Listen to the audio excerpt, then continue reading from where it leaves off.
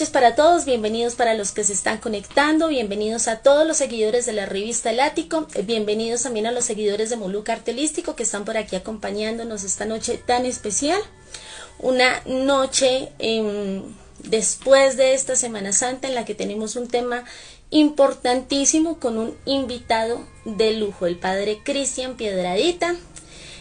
Vamos a esperar a que él se conecte, a que nos llegue la invitación. Mientras tanto los voy saludando: Alejandro, Oscar, René, Pauli, Yello, bienvenidos. Súper bien, ya mismo se escucha. Listo, Pauli, muchísimas gracias. Bueno, yo me voy presentando. Mi nombre es Juliet Vargas, hago parte ahora de este maravilloso equipo de trabajo de la revista El Ático, les doy la bienvenida y estoy encantada de estar acompañándolos una noche más en esta transmisión especial. Hoy tenemos un invitado de lujo para hablar de la Semana Santa, energética, espiritualmente, qué implicaciones tiene para nosotros la Semana Santa. Y qué mejor que el padre Cristian Piedradita. Él es luterano independiente, también es sanador del alma, hace terapias de Reiki angelical, también hace liberación, hace autosanación y es investigador de fenómenos paranormales. Él ha trabajado con el equipo de ellos, están aquí, ha trabajado también con el grupo investigativo de fenómenos paranormales de la Academia de Parapsicología Urantia. Y bueno, hoy tenemos el placer de tenerlo aquí en la revista El Ático para que ustedes aprovechen también, hagan todas sus preguntas referentes a la Semana Santa, todos esos mitos y verdades, todo eso que nos han contado las abuelitas desde hace mucho tiempo, y hoy tenemos la oportunidad de hablarlo con alguien que conoce y domina el tema. Quiero contarles también, mientras se va conectando el padre Cristian, buenas noches, ya llegó el padre Cristian. Vamos a enviarle la invitación. Transmitir en directo. De salir. Me perdonan si no me sale de una vez, pero pues la tecnología y yo somos amiguísimas. Ah, ya nos salió. Muy buenas noches. Buenas noches. ¿Cómo estás? Bienvenido. Bien, muchísimas gracias. Feliz y contenta de tener esta oportunidad de tenerlo hoy en la revista El Ático para hablar de los misterios de la Semana Santa.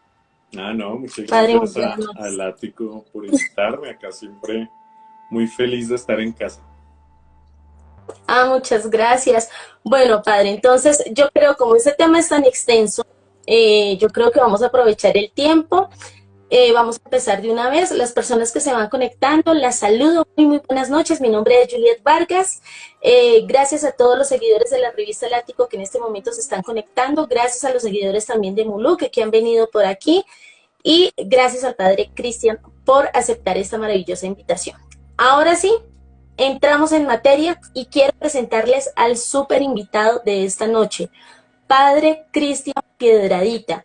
Él es luterano independiente, también es un médico del alma, por decirlo de alguna manera. Hace terapia de Reiki angelical, hace liberación, hace autosanación, hace limpiezas energéticas, trabaja también en la investigación de fenómenos paranormales y esta noche tenemos el gusto de tenerlo aquí. Bienvenido, padre, buenas noches. No, muy buenas noches, muchísimas gracias por la invitación, pues muy contento de estar aquí y de poder llevar un poquito de luz en esos temas misteriosos que a veces hay tantas confusiones. Y tanto mito, porque hoy en día la Semana Santa la percibimos de lo que se hace, no se hace, o se puede o no se puede hacer, desde la tradición de las abuelas, pero realmente como tal las implicaciones energéticas y espirituales no las tenemos tan claras. Entonces, bueno, pero ya me estoy adelantando el tema, voy a empezar por el principio, y es, padre, vamos a hablar de los misterios de la Semana Santa. Mi primera pregunta, y para empezar por el derecho, quiero que nos cuentes quién es Jesús de Nazaret. Nosotros conocemos por la Biblia, por la iglesia, por lo que las creencias que tenemos desde niños, pero espiritualmente, ¿quién realmente es Jesús de Nazaret?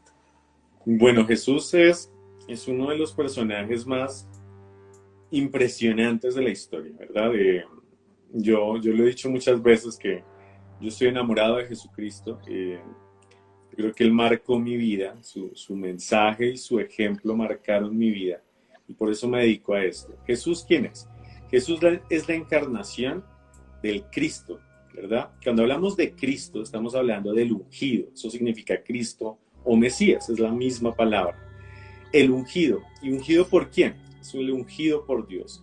Y ese ungido por Dios se vuelve en la conciencia de la unión con la divinidad, ¿verdad? Cristo, Jesús, vino para enseñarnos que nosotros somos uno con Dios. Ser hijos de Dios es estar plenamente unidos a la divinidad. Y ese es prácticamente el mensaje de Jesús.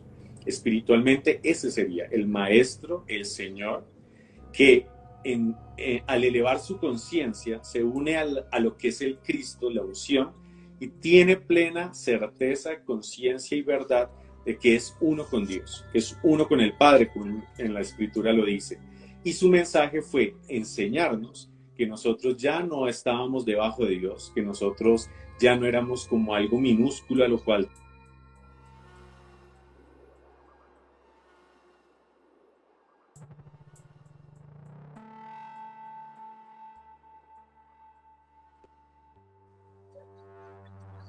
uno de nosotros y que nos libera de toda esclavitud, que no solamente es el pecado a nivel moral, sino que es toda la esclavitud a nivel mental, emocional, energético, que no nos deja estar en la plenitud. Entonces podríamos decir que Jesús es la encarnación de la conciencia de la unión con Dios. Wow, encarnación de la conciencia de la unión con Dios. Padre, eso me lleva entonces a otra pregunta.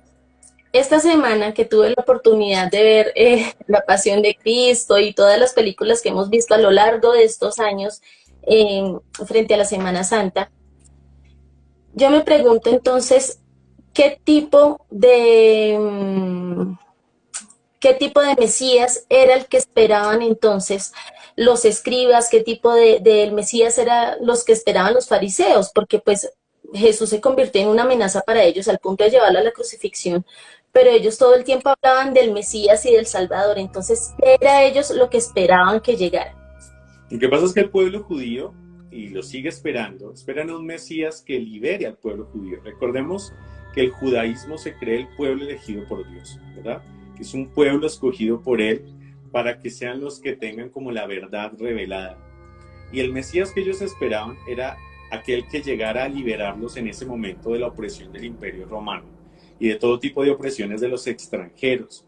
Para el judío el extranjero, el que era de otra raza, era, digámoslo, entre comillas, inferior. No quiero que suene mal, sino digamos como para tratar de entender la mentalidad. Era inferior porque ellos no conocían al Dios verdadero y por lo tanto ellos no podían estar gobernados por unos infieles. Ellos les llamaban los gentiles. Ellos esperaban que el Mesías restableciera la nación judía, le diera la plena independencia y ellos pudieran adorar a Dios en su templo con plena tranquilidad, porque ya eran el pueblo elegido por Dios y no podían estar supeditados a nadie. Cuando llega Jesús con una idea de mesianismo totalmente diferente, porque no era un mesianismo como tal político y social solamente, sino que era un mesianismo de conciencia y de espíritu, lógicamente entra en contravía de la corrupción que estaba viviendo en ese momento pues los sumos sacerdotes y toda la élite religiosa judía. Como Jesús entra en contravía, o sea, él es un subversivo para la religión establecida, pues entra en choque y tienen que desaparecerlo. Entonces, nunca imaginaron que el Mesías llegara a dar un mensaje como ese, que éramos uno con Dios, que no importaban tanto los rituales, sino lo que había en el corazón, que no era el hombre para la regla, sino la regla para el hombre. O sea, un montón de cambios que en su momento eran demasiado drásticos y que a la jerarquía judía no le gustó. Ellos nunca han reconocido a Jesús como Mesías, por eso los cristianos nos separamos del judaísmo porque creemos que Jesús era el Mesías prometido y los judíos siguen esperando al Mesías que llegue a restablecer como su nación, digámoslo de alguna manera, una nación espiritual. Por eso el cristianismo en su esencia, lastimosamente las religiones y las iglesias también lo han corrompido, pero el mensaje esencial del cristianismo es muy bello, que es el de la compasión y la hermandad universal, que ya, pues ya no es así porque Incluso quienes más juzgan son las iglesias cristianas.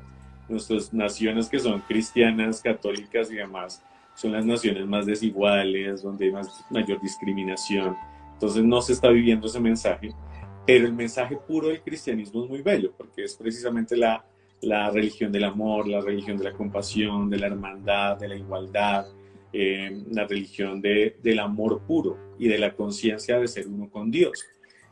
Lastimosamente, pues los intereses humanos también han pervertido el mensaje y se crearon las estructuras que conocemos y de las que todos hemos sido parte en algún momento y también pues hemos caído en esos errores, ¿no? Y seguiremos cayendo, yo creo, uno se va liberando de tanta estructura.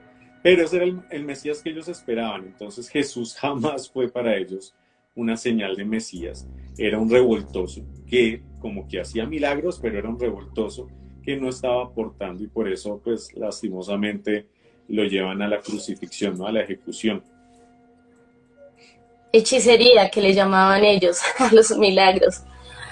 Padre, quiere decir entonces, en síntesis, que los fariseos esperaban a alguien que viniera a salvarlos, mas no esperaban que sea alguien que llegara a los enseñara a salvarse a sí mismos. Entonces, Exactamente. como yo quiero que me salve y como no me salvó y usted viene a dar mi carreta y a enseñarme cómo salvarme a mí mismo, no me sirve, Exactamente. prácticamente. Ok. Yo tengo otra pregunta, Padre Cristian. La Semana Santa, por ejemplo, en el hinduismo, en el islamismo, en el budismo, ¿se celebra? ¿Tiene alguna ceremonia, alguna celebración especial o para ellos sencillamente pasa como una fecha más? Sí, recordemos que igual la Semana Santa tiene una connotación sumamente cristiana, ¿verdad? Porque Semana Santa se puede resumir como la pasión, muerte y resurrección de Jesús. En un pensamiento como el hinduismo o el budismo, donde Jesús no es maestro, pues lógicamente la Semana Santa no tiene una relevancia especial. Curiosamente, yo hago parte de un grupo interreligioso, ecológico, ecoteológico, y nos enviaba una hermana budista tibetana una imagen hermosísima en la cual desde digámoslo, la pintura tibetana tradicional ponía la vida de Jesús, ¿verdad? Porque hay una tradición muy antigua que incluso es uno de los misterios de Jesús, que narra que Jesús estuvo en el Tíbet, ¿verdad? Y le llamaban Isú. Y hay unos relatos que se encontraban en un monasterio en los cuales al parecer Jesús llegó a uno de ellos y empezó a aprender varias técnicas de los budistas. Lógicamente no podemos decir que haya sido exactamente así, pero es como un misterio que hay allí que no me parece tan loco. Y en esta pintura relatan esa historia de Jesús de una manera muy bella, es pintada por budistas. Entonces, aunque ellos no celebran la Semana Santa, la figura de Jesús ha marcado tanto la historia que igual sí es un referente, ¿sí? O sea, es un maestro. Igual para el hinduismo, ¿verdad? Aunque el hinduismo no reconoce a Jesús como un maestro dentro de su corriente, saben que su mensaje es tan trascendente que muchos lo ven como un avatar de Krishna, ¿verdad? Dentro del Islam, Jesús es visto como un profeta. No tiene una celebración exacta como la Semana Santa, porque para el Islam el profeta máximo es Mahoma, pero también es visto Jesús como una figura relevante. Entonces, a pesar de que la Semana Santa es totalmente cristiana, otros pensamientos filosóficos y religiosos igual tienen una referencia de Jesús importante. Ok, padre. Y en el caso, digamos, por ejemplo, de Cuba, que Cuba está fuertemente, bueno, hay diversas religiones, pero está fuertemente dividida entre yorubas y católicos. Em, ¿Cómo, por ejemplo, se celebra la Semana Mayor en Cuba? Teniendo en cuenta todo el tema de los orichas, de Yemayá, de su creencia yoruba. Bueno, es importante comprender que eh, el yoruba, el pensamiento yoruba o santero, como se le quiera decir, es un sincretismo religioso, ¿verdad? Entonces, trae las tradiciones de las deidades africanas, pero al llegar a tierras americanas, se mezcla con el pensamiento católico, ¿no? Entonces vemos como Santa Bárbara también representa una deidad africana. Por lo tanto, ellos ven en Jesús también un maestro. Incluso yo también tengo conocidos yoruba Y ellos incluso van a la Eucaristía, comulgan, ofrecen Eucaristía por sus muertos, ¿no? Incluso hace poco una amiga santera me decía que quería que uno de sus hijos espirituales se bautizara, ¿verdad? Porque no era bautizado. Entonces hay un sincretismo en el cual, aunque no son plenamente cristianos, se mezclan con el pensamiento cristiano y por lo tanto la Semana Santa también tiene una relevancia en su creencia, ¿no? Incluso el Viernes Santo es muy importante y la resurrección, porque recordemos que los Yoruba creen muchísimo en la inmortalidad del alma y cómo esa alma puede venir a ayudarnos. Entonces el pensamiento de que Cristo resucita pues es muy acorde a sus creencias. Entonces la Semana Santa y muchas otras festividades cristianas y católicas son celebradas también por ellos. Qué interesante, padre, muchas gracias. Bueno, vamos a devolvernos un poquito a seguir hablando de Jesús. En la última cena, cuando Jesús le habla a sus discípulos acerca del pan, acerca del vino, que toma el cáliz, quiero preguntarle, padre, si ese cáliz es el Santo Grial, si tiene que ver algo con el Santo Grial, y ¿qué es el Santo Grial para usted? Bueno, el Grial ha sido uno de los más grandes misterios del cristianismo, ¿no? Y en la Edad Media pues tuvo una relevancia muy grande y alrededor del Grial pues se han creado un montón de mitos, creencias, espiritualidades incluso. En la tradición, digámoslo, más secular o más popular, el Grial era la copa en la cual Jesús dio el vino en la última cena, ¿verdad? Entonces se le atribuían poderes mágicos de vida eterna, de sanación, y muchos, en la Edad Media especialmente, que era el boom de las reliquias, pues buscaban ese cáliz sagrado para tener la vida eterna y el poder, ¿no? Incluso hay muchos que dicen que Hitler y otras personas relevantes de la historia se empeñaron en buscar el cáliz sagrado para tener vida eterna. Pero a nivel espiritual tiene otro significado muy diferente. Todos hemos visto o leído el Código Da Vinci, que digamos que trajo a la luz una historia que viene desde hace mucho, pero que no sé qué tuvo Brown para llegar a la gente a tocarle temas. Yo lo tengo por aquí. Claro, lo tengo por aquí. Además, la manera en que la escribió es un momento entretenido. Eso sí, es atrapante. Y pues volvió a traer a la luz un tema que era la creencia espiritual sobre el Grial. Él dice que el Grial era precisamente María Magdalena, que tenía en su vientre la descendencia de Jesús, y esa sangre real o sangre sagrada sería lo que ella depositó en sí y pues trajo la dinastía merovingia y todo lo que pues la mitología que hay detrás de eso.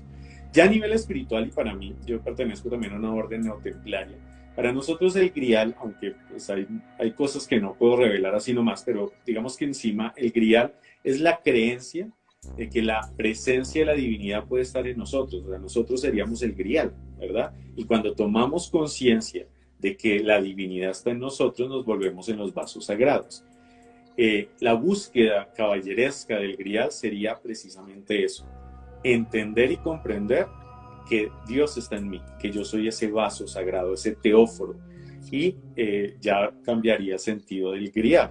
Además, pues, detrás de eso hay otras prácticas de tipo espiritual, ascético, para llegar a la conciencia del Grial, porque recordemos, pues ahí está en Lancelot y toda la historia de cómo tenían que ser dignos para llegar al Grial, y pues ya son varias prácticas de tipo espiritual y filosófico para ser dignos de esto. Pero digamos que a nivel espiritual nosotros seríamos el Grial, a ser conscientes de que somos vasijas de la divinidad. Que somos esa descendencia de Jesús. Padre, ¿quién fue María Magdalena en la vida de Jesús? Bueno, María Magdalena es la apóstol de los apóstoles, es una mujer maravillosa que yo personalmente le tengo un amor muy grande, es el corazón místico para mí. Y María Magdalena se convirtió en esa mujer que logró comprender realmente la esencia del mensaje de Cristo. Hace muy pocas décadas salió a la luz el Evangelio de María Magdalena, que entre los estudiosos de las escrituras antiguas y ya está comprobado así. Es uno de los evangelios más antiguos que existe, que lógicamente no fue puesto en el canon bíblico porque era bastante incómodo, pero podríamos leerlo como inspiración divina. Y María Magdalena se convirtió en esa persona o esa compañera de Jesús, ya sea esposa o no, ya eso es otro debate, pero sí la compañera de Jesús, por lo menos en su idea, ¿verdad? Y fue capaz de vivir en sí mismo lo que él vino a predicar, que somos uno con Dios, que Dios está en nosotros, que por lo tanto no hay esclavitudes, sino que somos totalmente liberados en el amor de Dios. Y esta mujer lo hizo así, ¿sí? Por eso ya fue la testigo de la resurrección. Incluso en las escrituras canónicas está así, fue la primera en ver a Jesús resucitado y fue la primera en ser enviada a decirle a los apóstoles que Jesús había resucitado.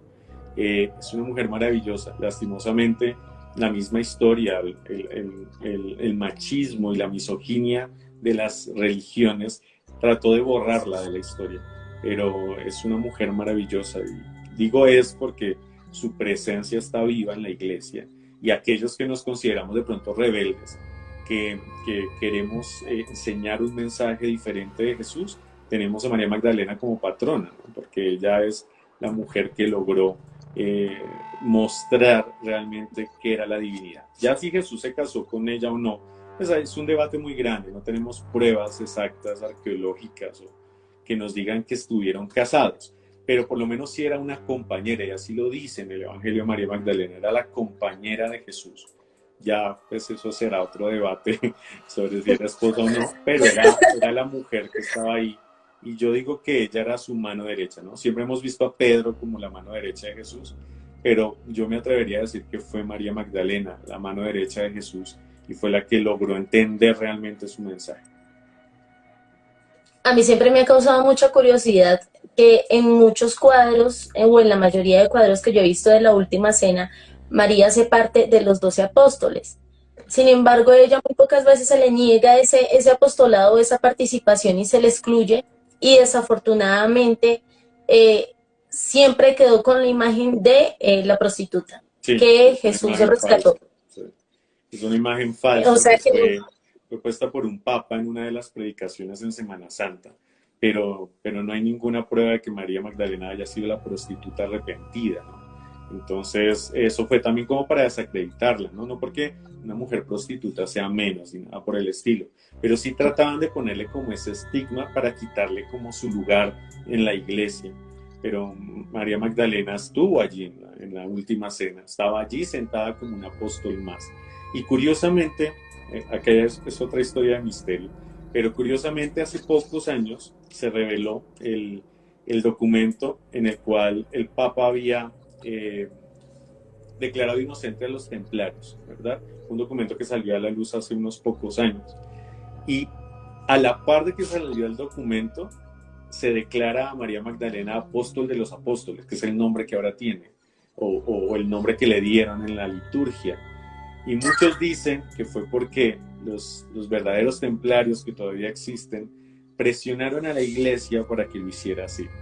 Puede que sí, puede que no, pero es muy, muy coincidente. Sale a la luz el documento en que los templarios eran inocentes y María Magdalena es declarada apóstol de los apóstoles. ve, qué casualidad. Padre, pero yo no puedo evitar preguntar esto y creo que sí se lo debo preguntar. Desde su perspectiva, Jesús y María sí fueron o no fueron esposos. Yo creo que ellos sí tuvieron una relación especial, ¿verdad? Y eso ya es una opinión muy personal, no es de mi iglesia ni nada por el estilo. Es mi opinión personal, lo que yo he estudiado. Yo soy un enamorado también de los evangelios apócrifos y los he estudiado y los estoy estudiando.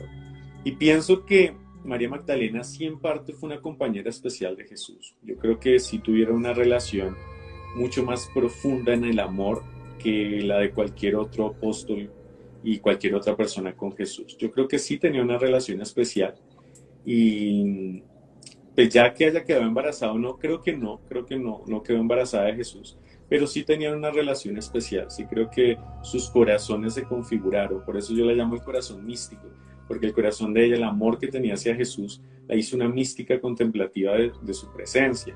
Y para mí personalmente, por lo que yo he leído, el Evangelio Apócrifo de Felipe, narra de una manera hermosa y muy romántica la relación de Jesús con Magdalena. Entonces yo creo que sí había algo más allá de lo que se piensa. Padre, muchas gracias. Bueno, vamos a trasladarnos ahora a otro lugar, y es el misterio del Viernes Santo. No, antes de eso tengo otra pregunta. ¿Qué enseñanza espiritual y energéticamente nos deja la muerte y la resurrección de Jesús? Digamos que es uno de los aspectos centrales de lo que creemos los cristianos, ¿no? A mí no me gusta la palabra cristianismo porque se escucha como institucional. Yo uso la palabra cristianía, que varios teólogos ahora la están usando para referirse al mensaje de Jesús y a su legado. Y dentro de esa cristianía, la muerte y la resurrección de Jesús son el centro. ¿Por qué? Porque Jesús, por anunciar una verdad, entra en contravía contra una sociedad en la cual no cabía su mensaje, y los poderes de ese tiempo, el religioso y el político, pues lo asesinan. Esa muerte significó, entre comillas, una derrota, ¿verdad? Incluso los apóstoles entraron en crisis a partir de la crucifixión. Pero la resurrección es una victoria sobre la opresión, en todo sentido. La opresión de la muerte, la opresión de los poderes políticos y religiosos. Y a la vez significa que nosotros resucitamos en Él. Precisamente la homilía que yo hacía en la vigilia pascual era esa. Cuando Jesús resucita, nos resucita también a nosotros, de nuestras propias muertes. ¿Qué es la muerte personal? Las tristezas, las amarguras, el sinsentido de vida, las adicciones, la falta de compasión, de caridad. Eso es la muerte para el ser humano. Y cuando Jesús resucita, nos está dando un mensaje en la cual todo eso oscuro que hay en nuestra vida puede ser totalmente derrotado al ser conscientes de la presencia de Dios en nosotros. Ese es el misterio, es la muerte, pero es una muerte que es vencida al resucitar, ¿verdad? Entonces es una muerte que no es eterna, es una muerte que es vencida y la vida prevalece. Ese es el mensaje central. Desde eso se pueden hacer tratados enormes, pero digamos que por encima, eso sería el sentido espiritual de la muerte y la resurrección de Cristo. Muchas gracias, Padre. Ahora vámonos a una pregunta un poquitico más gruesa, y lo digo así porque todos aquí saben que el Padre Cristian también hace investigación de fenómenos paranormales. También ha trabajado con el equipo de ellos, están aquí, ha trabajado con el grupo investigativo de la Academia Parapsicología Urantia. Y quiero preguntarle, Padre, energética y espiritualmente, ¿por qué los Viernes Santos es un día tan usado para hacer trabajos de oscuridad? ¿Por qué hay tanto saqueo en los cementerios? ¿Por qué se hace tanto trabajo de sacrificio? ¿Por qué se hace tanto trabajo de magia negra, de brujería? ¿Qué tiene el Viernes Santo para que esto sea, creo que el día en el que más trabajo de oscuridad se realiza? Sí, curiosamente, el Viernes Santo, por el significado de la muerte derrotada, busca que aquellos que creen en la muerte, no en el sentido de muerte física o el concepto, ¿no?, de muerte, sino en la muerte de lo que hablábamos ahorita, espiritual y mental, energética, emocional. Los que creen en esa muerte buscan que no sea derrotada. Entonces, en ese día en la cual muchos celebramos que la muerte es derrotada, ellos buscan que la muerte se enaltezca, ¿no? Entonces, es tomar un sentido que es totalmente opuesto al que trabajan para precisamente incentivar a lo contrario. Es como cuando hacen brujería con hostias consagradas, ¿verdad? Uno puede decir, bueno, si es un elemento santificado, ¿cómo logran hacer brujería con este? Pues precisamente porque lo profanan, porque lo ensucian, digámoslo de alguna manera, y revierten su energía. Es igual, es tomar la noche en la cual la muerte es vencida para enaltecer también la muerte. Entonces es tomar su sentido contrario y es también una profanación, ¿no? Una profanación de esa fecha. O sea, es decir, una sátira, una burla. Como es un día santo, entonces... Hacemos lo contrario, okay, ¿no? Es igual como la misa negra. Hacemos un contrario de la misa tradicional y la hacemos oscura, en la cual enaltecemos esa la deidad oscura. Es exactamente lo mismo. Ok. Bueno, yo todos estos los hago porque estoy asimilando la respuesta. Yo tengo otra pregunta, padre.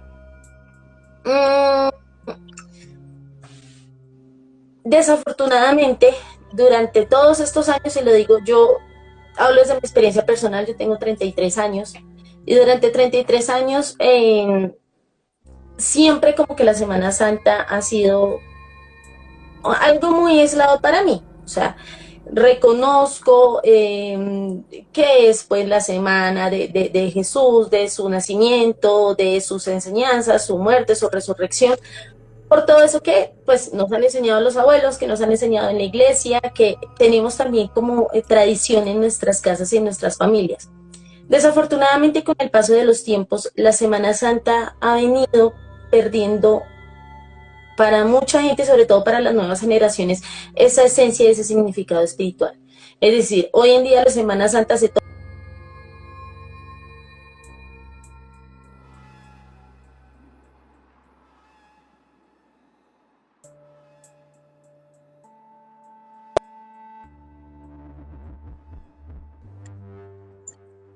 Ah, ya, hola, padre, me asusté.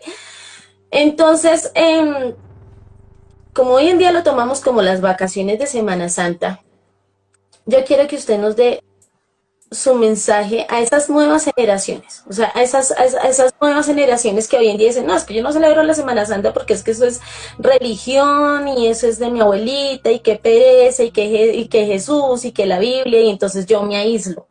Pero energética y espiritualmente, ¿cómo se puede conectar a esas nuevas generaciones para que tengan realmente esa reflexión que implica la Semana Santa? Y con reflexión me refiero a tomar como propias todas las enseñanzas de Jesús, esas parábolas. Si nosotros vemos las películas de Semana Santa y vemos la cantidad de mensajes que nos da Jesús, de encontrarnos a nosotros mismos, de morir en la carne, de renacer. ¿Cómo hacemos o qué consejo le da padre a estas nuevas generaciones, y me incluyo en nueva generación,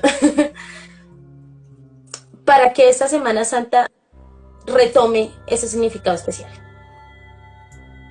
Bueno, yo creo que una de las cosas importantes es también como romper con la estructura que nos han puesto, ¿verdad? Lamentablemente las religiones se convirtieron en una estructura tan pesada que hicieron que los momentos especiales y mágicos de fe se volvieran en una cosa tediosa, incluso que generara miedo.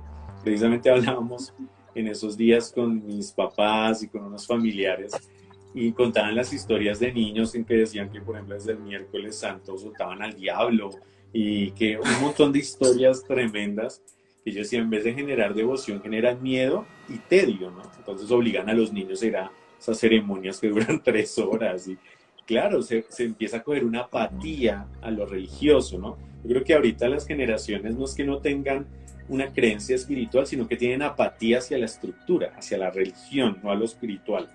Entonces yo les invito a que precisamente rescaten el sentido espiritual, ¿sí?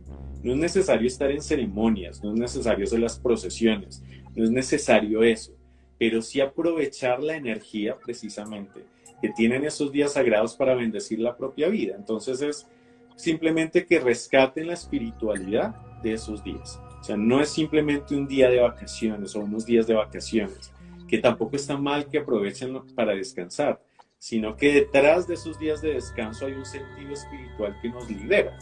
Y ojalá los muchachos y muchachas de ahora tengan la oportunidad de acercarse a ese sentido, ¿no? De encontrar caminos espirituales que les ayuden a liberarse también de esos yugos del mundo y del ego que también nos alejan esclavizándonos, ¿no? Porque en vez de aprovechar unos días para descansar, pues unos días para tomar y para la pelea y para un montón de cosas que uno también escucha que han pasado estos días, en vez de aprovechar esos días para bendecir la propia vida, ¿no? Y de los que uno ama. Es rescatar el sentido espiritual, no. Yo les digo, sí, rompan con la estructura. Esas estructuras ya no nos sirven y nos ahogan, pero rescaten el sentido espiritual, den la oportunidad de vivir esa espiritualidad de una manera diferente. Padre, tengo una pregunta que va muy enlazada a eso también. y de hecho esas estructuras, que son los mitos que nosotros tenemos frente a la Semana Santa. Como, por ejemplo, si yo me baño en un río, me convierto en pescado. O sea, tengo que Sí, sí, decirlo, pero creo que muchos de los que estamos aquí conectados tenemos todos estos mitos de qué pasa si tenemos relaciones sexuales, qué pasa si comemos carne roja, qué pasa si nos bañamos en un río, qué pasa si barremos un Viernes Santo, que también es prohibido barrer un Viernes Santo. Tengo otra. Si tienen otra por ahí, pónganla en los comentarios y ahorita aprovechamos de una vez.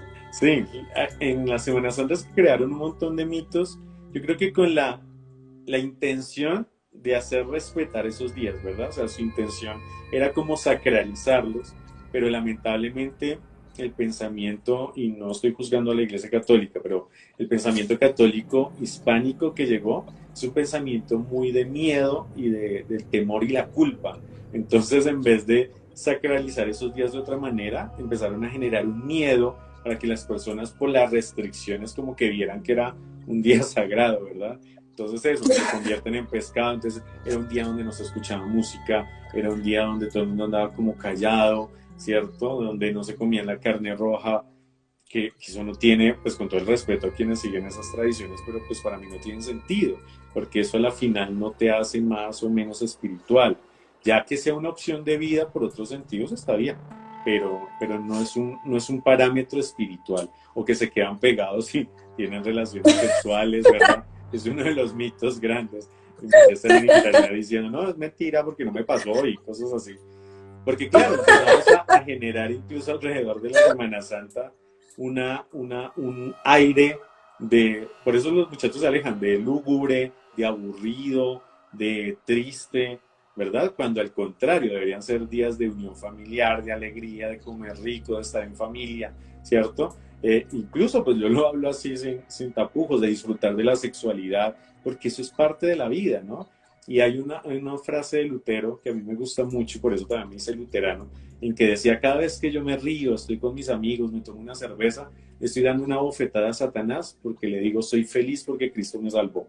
Y es como demostrar la alegría precisamente porque Dios nos liberó. Entonces, en vez de estar tristes, hay que estar feliz. Y los mitos, pues con buena intención, pero mal encaminados, pues llenaron de un montón de miedos y de cosas que no sirvieron para nada, ¿no?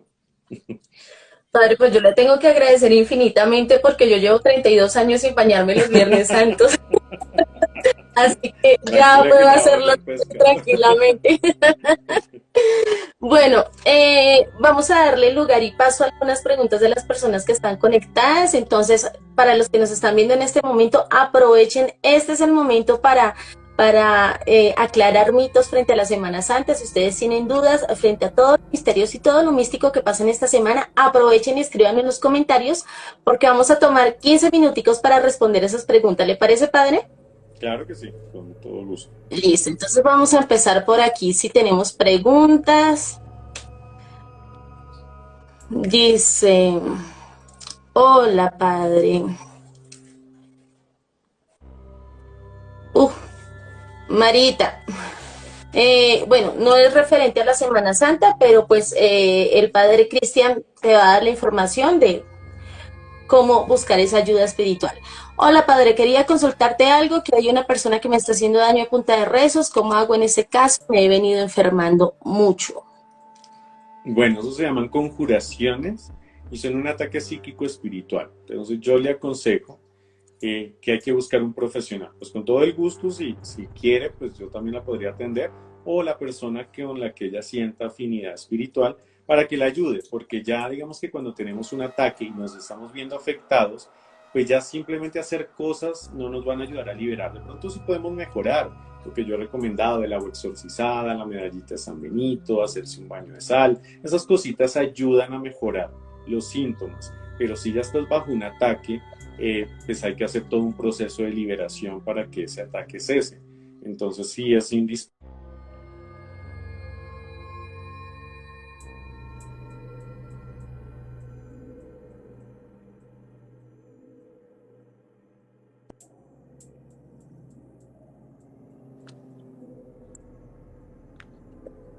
padre, qué pena, me fui por un Sí, momento. sí, ahora Ya. funcionó un momento, pero ya. Ah, bueno.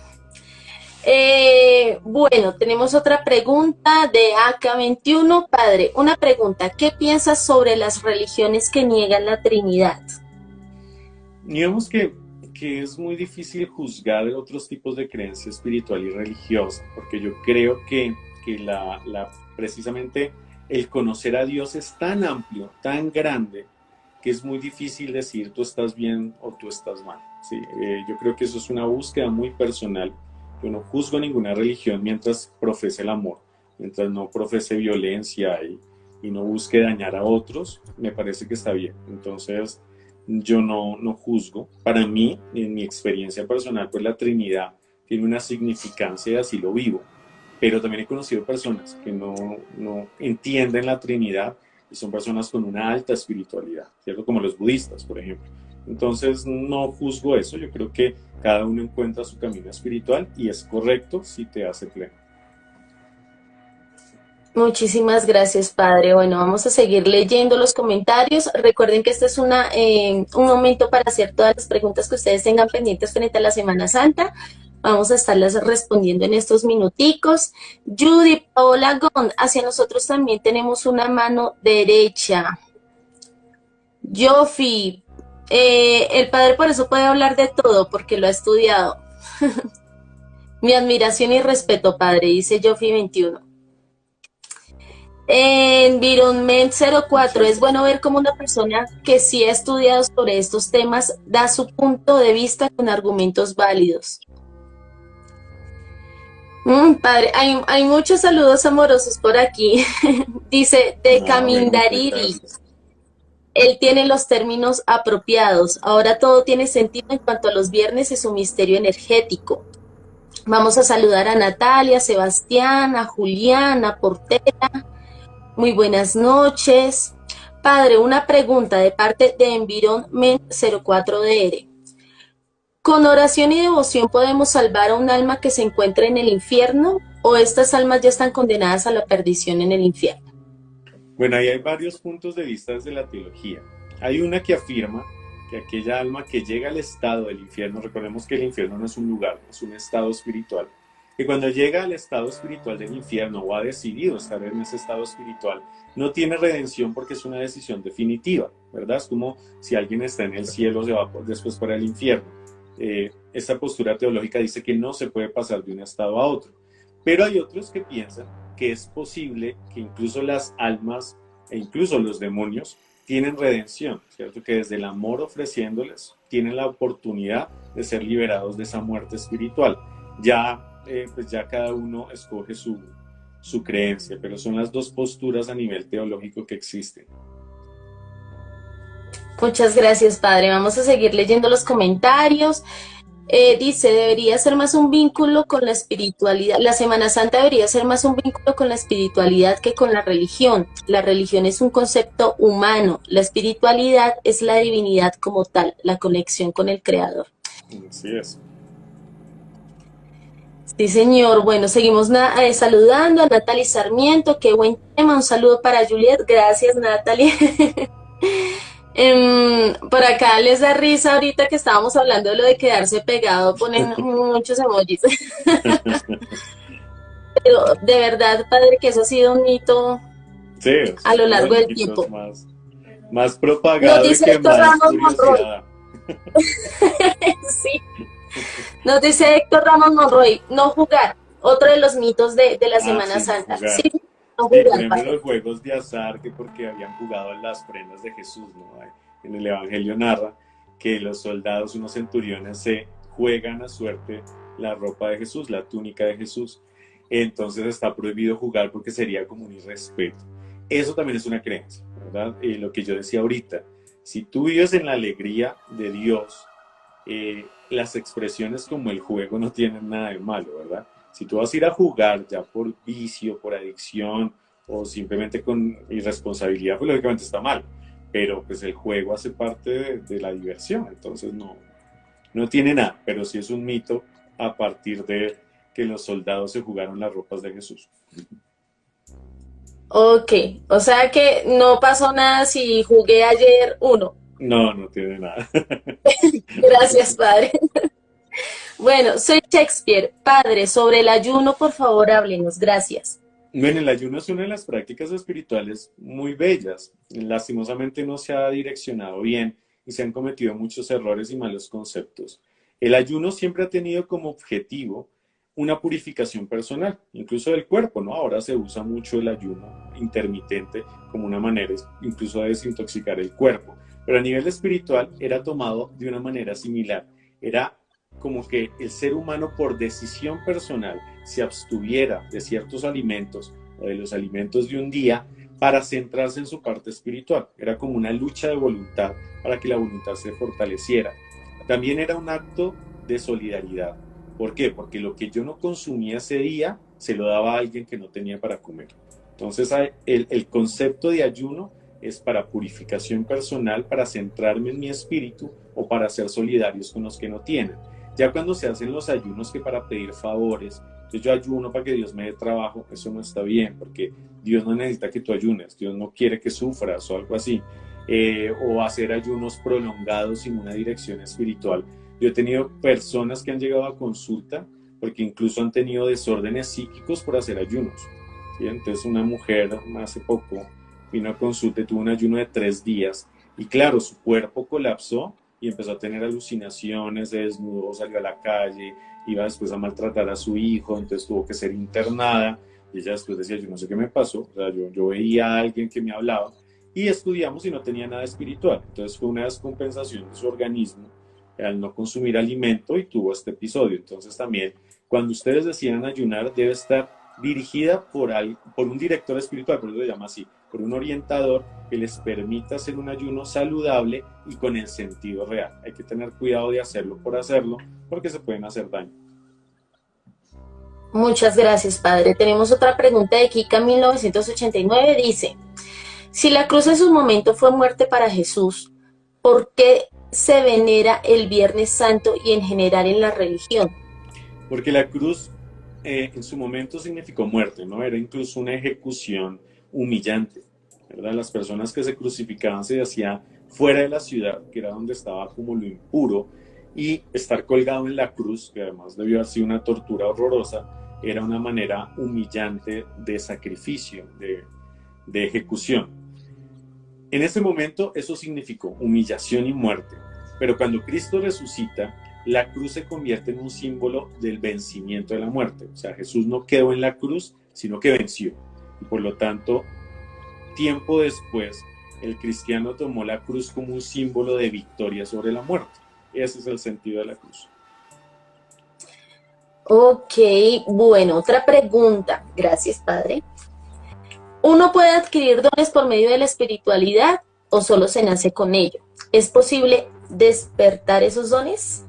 Por supuesto, todos tenemos capacidades increíbles, ¿verdad? Todo el ser humano, porque somos vasijas de Dios griales, tenemos la capacidad de tener muchos dones y la vida espiritual permite desarrollarlos, claro. Entonces, si tú tienes una vida de oración, de meditación, de una alimentación sana, de una conciencia limpia, tu ser empieza a despertar cosas y conexiones con la divinidad, los ángeles, los maestros, en lo que tú creas, la naturaleza, y pues te permite tener algunos dones o algunas facultades que de pronto en otro estilo de vida no tendrías. Que, por supuesto, la espiritualidad es indispensable para desarrollar dones.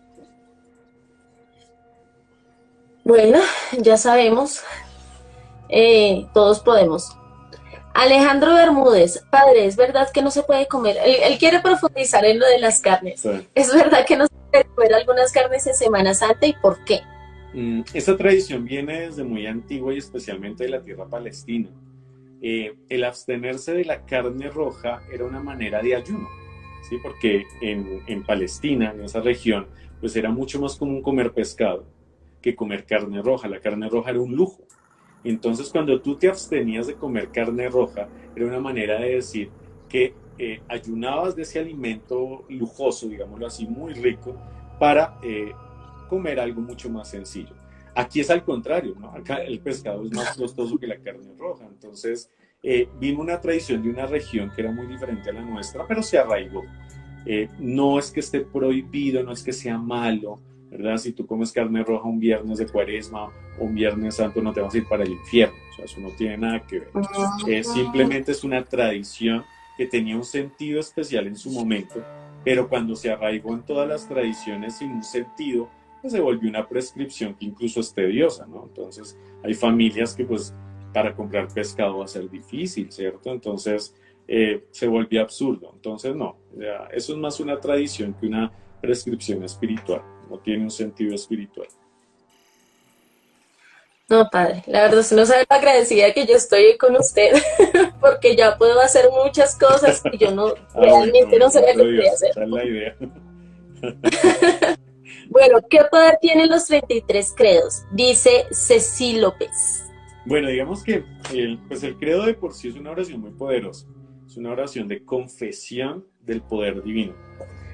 Los 33 credos pues han sido tomados desde tradiciones muy antiguas como una capacidad de liberación, ¿no? Incluso muchos dicen que con 33 credos se exorciza. Es también por el símbolo, ¿no? El 3 es plenitud, que si tú rezas la oración 33 veces pues atraes una cierta bendición, pero quiero recordarle a las personas que más que un número de repeticiones es la conciencia con la que tú la oras, porque tú puedes rezar 100 credos, pero si estuviste distraído pensando en otras cosas, no valió. Entonces, si tú rezas un solo credo con toda la conciencia y la fe, vale más que hacer 33 distraído. Entonces, no es tanto el número, es la conciencia.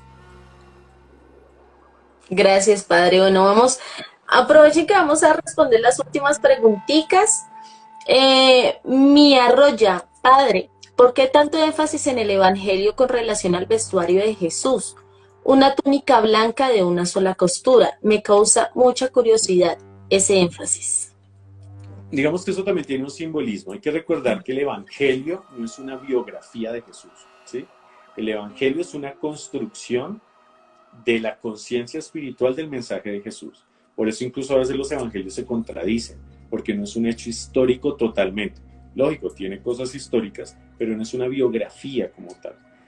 Cuando hablan de la túnica sin costura, es porque eso viene de una profecía de Isaías, en la cual decían que esa túnica sin costura significaba la pureza y la integridad. Es muy probable que Jesús no haya tenido una túnica sin costura, pero su símbolo justo en el Viernes Santo tiene ese sentido. Entonces hay que recordar que la Biblia tiene mucho simbolismo y por eso hay que saberla leer con mucho cuidado. Léanla, pero siempre disciernan bien, porque hay muchos símbolos que de pronto nosotros ahorita no entendemos. ¿Cómo es? Es un énfasis simplemente como un símbolo de integridad, pero es muy probable que no haya sido así exactamente. Dios. Escuchando todas estas preguntas y respuestas, padre, quiere decir que muchas de las cosas que nosotros hoy en día hacemos en Semana Santa las hacemos es porque era su cultura, o sea, por la región, por la ubicación, por incluso su gastronomía de ese entonces que quedó y se fue pasando por los años y los años y los años y hoy en día nosotros lo practicamos prácticamente por inercia, o sea, Sí. porque ha sido una tradición de generaciones, pero no porque se ha tenido la plena conciencia de qué significa no comer carne, qué significa esto, qué significa lo otro. Y es buenísimo, padre, que hoy tengamos y que usted nos dé la oportunidad de aclarar y de romper con estos mitos, porque nos acerca todavía más a la espiritualidad, le dejamos de temer, eh, dejamos de percibirla como aburrida la Semana Santa, sino que realmente nos conectamos con lo que debemos conectarnos, que es con el amor del Padre y con las enseñanzas de Jesús. Bueno, Ale, las últimas preguntas. Joana, padre, una pregunta, ¿por qué los cristianos no quieren a la Virgen? No es que no quieran a la Virgen, aquí también hay como una propaganda oscura, ¿verdad? Digamos que hay ciertas confesiones que son las neopentecostales, en los cuales no le hacen tanto énfasis a María como lo hace de pronto el catolicismo romano, que es muy mariano, ¿verdad? ¿Por qué? Porque temen, y eso sí ha pasado, que a veces el énfasis hacia la Virgen María ha sido más marcado que hacia Dios. por decirlo de alguna manera. En muchos momentos, no estoy generalizando, pero en muchos momentos ha pasado. Entonces estas iglesias neopentecostales han buscado que no suceda y han llegado al otro extremo, y es no darle tanta importancia a María. No quiere decir que no la quieran, no quiere decir que la odien, eso no es verdad. Ellos también admiran a María y la quieren, pero no le quieren hacer énfasis para evitar excesos. Pero también se van al otro extremo, ¿no? Y es que casi no la mencionan. Y pues la Virgen María tiene un papel importantísimo en la vida de Jesús. Pues su mamá fue la que lo crió también. Yo creo que muchas de las cosas que Jesús habló las aprendió de la mamá. Entonces, María tiene un papel muy importante, pero a veces, como el énfasis cultural se le dio tan grande a María, muchas confesiones buscaron como aminorar un poco eso para no quitarle protagonismo a Dios. Son pensamientos, pero no es que la odien, no es que no la quieran, eso es mentira. También se ha dado como una propaganda negra en la cual odian a María. Eso no es cierto, simplemente tienen un concepto diferente.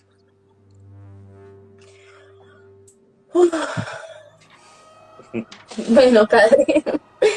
Juan, fuera del tema espiritual fuera del tema espiritual y de poderes, viéndolo desde un punto escéptico, ¿quién es Jesús para su época? Su punto de vista, por favor, padre. Jesús para su época, de la época de Jesús, me imagino. Pues digamos sí, que yo creo. Jesús en su época fue visto primero como un rabí, ¿no? A él lo llamaban rabí. Rabí quiere decir maestro. Entonces, por su predicación y su fuerza, porque él debió haber tenido mucha fuerza para arrastrar las multitudes que arrastró, él era visto como un maestro, ¿verdad? Un maestro subversivo porque entró en contravía con las autoridades. Entonces, desde la visión histórica, que es muy importante también, de Jesús, fue visto como un maestro que vino a traer como una rebeldía religiosa y romper con muchas de las tradiciones del judaísmo tradicional. Esa podría ser la visión secular de Jesús. Bueno, padre, tengo acá una pregunta bastante interesante. Wilson dice, padre, buenas noches.